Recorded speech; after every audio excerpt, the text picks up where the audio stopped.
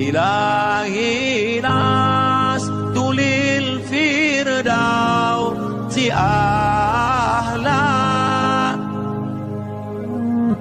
تعالى وعلى ما نفع به وببركة علومه وبكم في الدارين آمين رضي الله تعالى.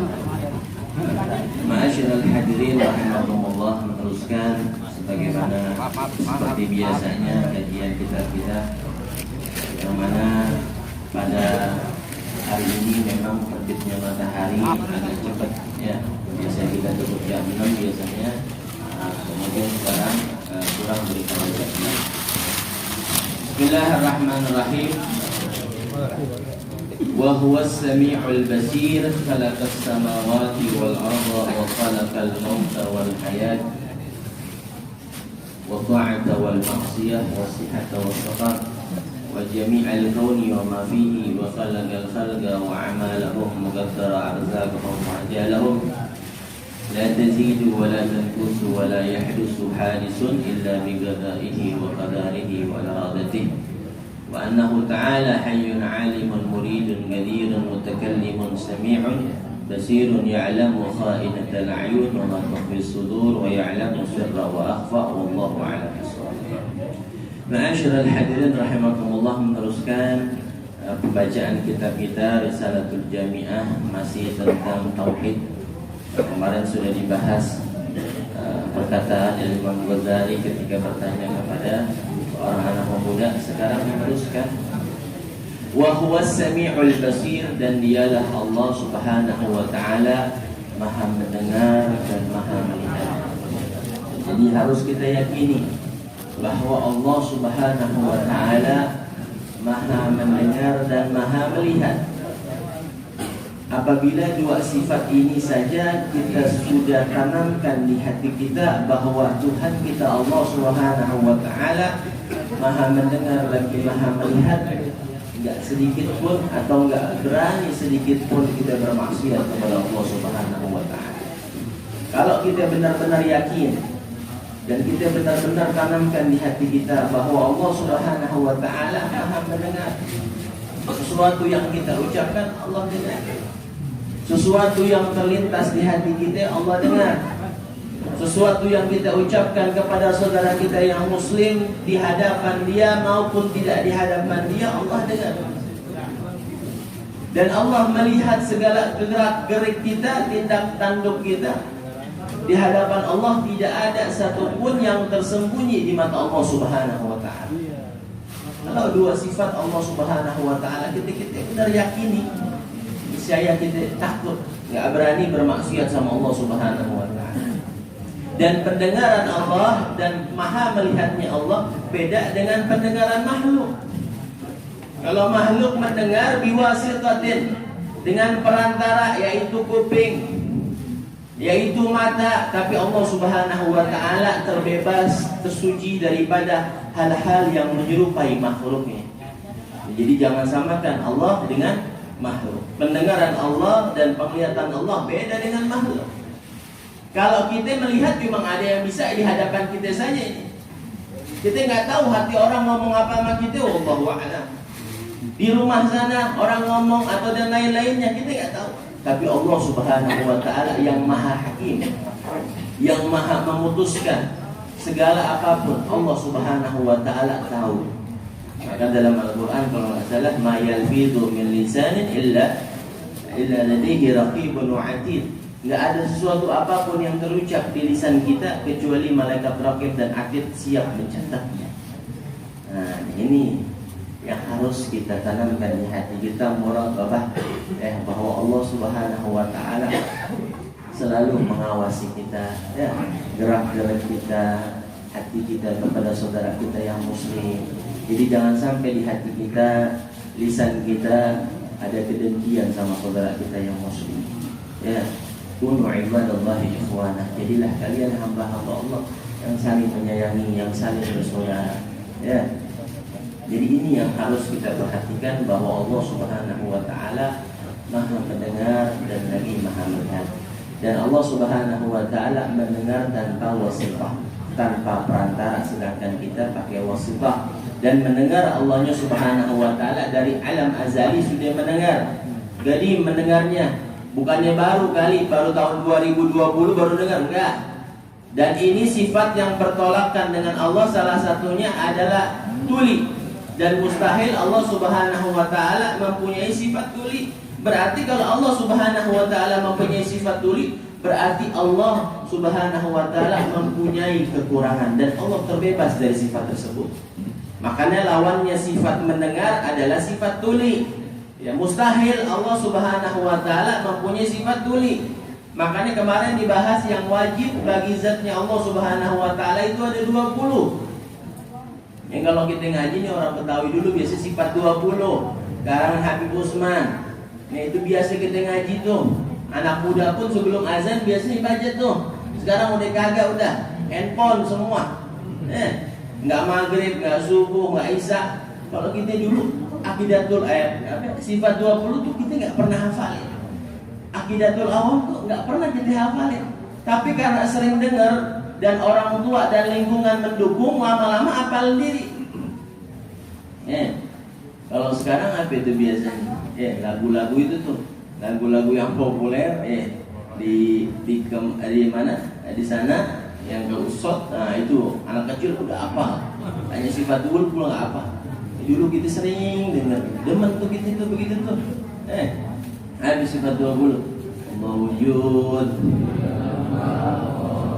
khalaqatu lil hawadith qiyamuhu binasrihi wahdaniyah gubah irada ilmun hayya sama' basar kalam muridan aliman hayan sami'an ran mutakalliman. Coba panggil anak kecil, Tom sini Tom. Bisa apa nih itu gua kasih gocap, enggak bisa. Jangan rusakin disuruh pada apa anak kecil sekarang udah enggak hafal jauh zaman sekarang merosot terus. Udah sunnatullah memang zaman terus merosot ya. Kalau nggak merosot nggak kiamat terus. Nanti zaman cucu kita lebih parah dari zaman sekarang.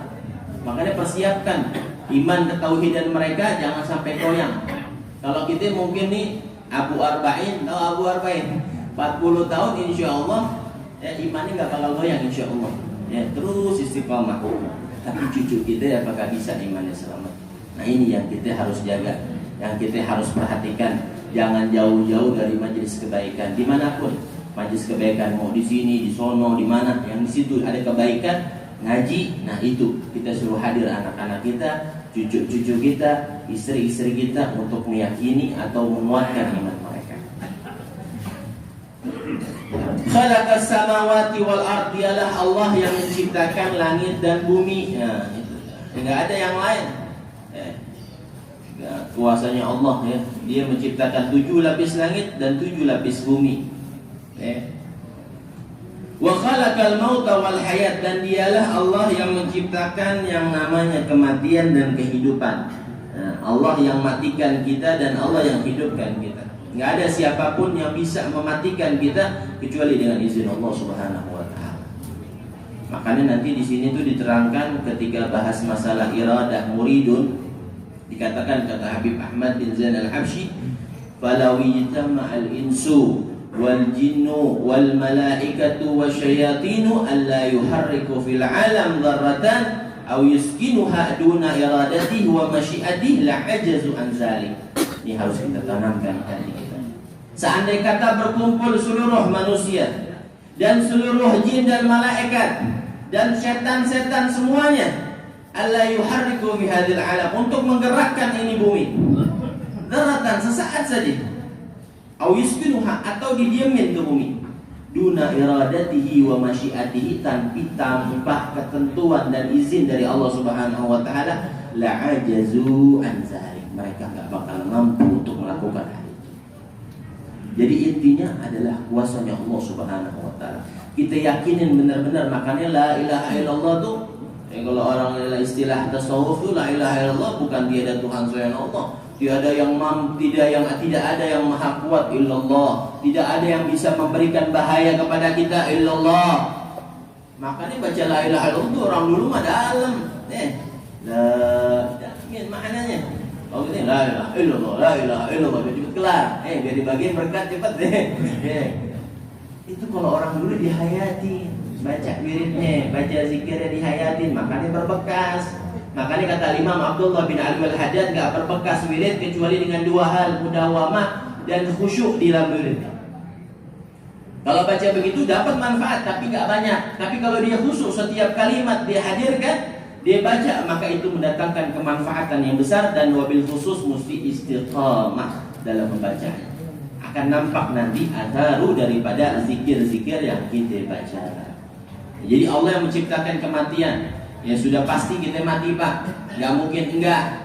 Mau kita kaya, miskin, orang soleh, orang bejat, bakal mati. Tapi kita persiapkan apa yang ketika kita menjemput, yang ketika kematian datang kepada kita. Dalam kitab Mukasyafatul Qulub dijelaskan ada tanda-tandanya kematian. Ya, ada tanda-tanda kematian. Nabi Allah Ya'qub alaihissalam itu dalam kitab Mukasyafatul Qulub dijelaskan berteman dengan Israel. Berteman dengan Israel, sering main. Kita kalau berteman sama Israel mau boro-boro ya. Tetangga kita dia namanya Israel, gua musuhin, jauhin, ya ngeri deket-deket ya. Kita kalau negara nama Israel tuh angker nih. Nabi Allah Ya'qub berteman dengan malaikat Israel. Suatu saat malaikat Israel sering datang ke rumahnya Nabi Allah Ya'qub. Ditanya sama Nabi Allah Ya'qub, "Ji'ta za'iran aw qabidan liruhi?" Lu datang mau bertamu apa mau cabut nyawa gue? Kata Nabi Allah Ya'qub nanya nih, Israel tanya, lu datang mau bertamu apa mau cabut nyawa gue? Mau bertamu. Kamu sekali, dua kali ngomong mau bertamu. Nah, terakhir Nabi Allah Ya'qub sebelum Israel pulang, dia bilang, Israel, gue pernah punya permintaan sama lu satu. Apaan Kub? Bahasa gitunya begitu nih, biar gampang dipahamin. Ini gak baca bahasa Arab lagi, dah lama nanti Ustazatan lombang 15 menit Nah, apaan Kub? Katanya. Kata Nabi Allah Ya'qub, kalau lu datang lagi mau cabut nyawa gua, kabarin jauh-jauh hari, jangan mendadak. Siap? Kata Israel, siap. Ntar gua bakal kirim utusan 1 atau 2 sampai 3. Ya udah. Singkat cerita, Nabi Israel udah lama gak main ke rumahnya Nabi Allah Ya'qub. Tiba-tiba datang. Tanya lagi, "Ji'ta zahiran atau qabidan liruhi?" Lu datang mau bertamu apa mau cabut nyawa? Mau cabut nyawa disuruh Allah. Nabi Allah Ya'qub marah. Lu kan gua udah bilangin jauh-jauh hari, suruh kabarin. Apa lu gak kabarin, mendatang mencabut-cabut aja. Kata Israel, udah ana kirim utusan. Apaan? Kagak ada. Kata Israel, apa utusan kematian? Bayadu sya'rik qabla sawadih. Putihnya rambutmu yang dulu menghitam. Nah, uban Pak. Uban utusan kematian. Lu buka pejidah, hitung-hitung dah. Ada berapa tandanya? Itu utusan kematian.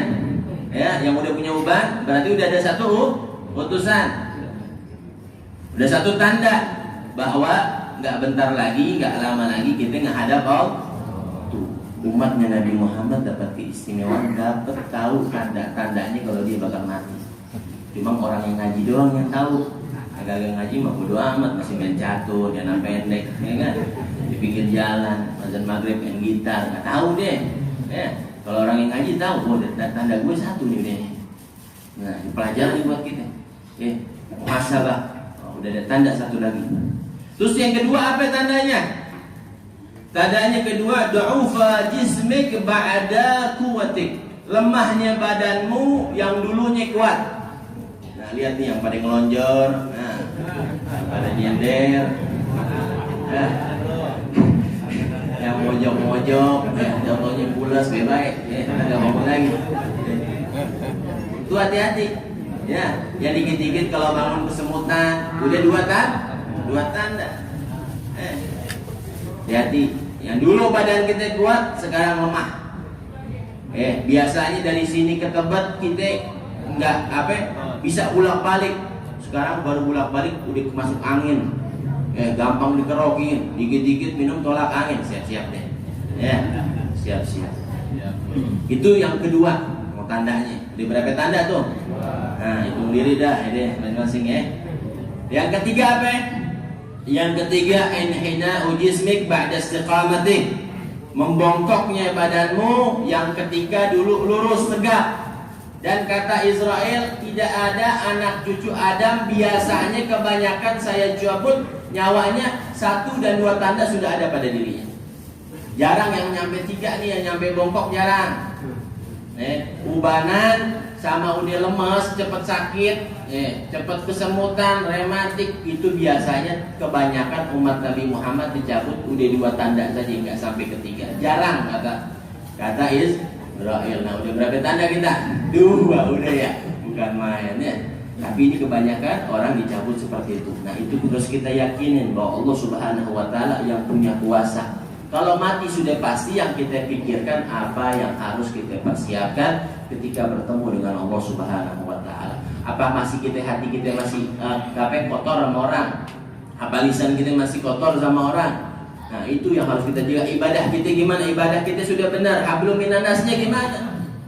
Karena gak mesti hablum minallah, hablum minannas juga nanti dipertanyakan oleh Allah Subhanahu wa Ta'ala. Ya, sedikit saja ya, karena sudah 20 menit ini bukan main ya. Mudah-mudahan yang sedikit ini bermanfaat. Nanti akan diteruskan oleh guru kita masalah kematian ya.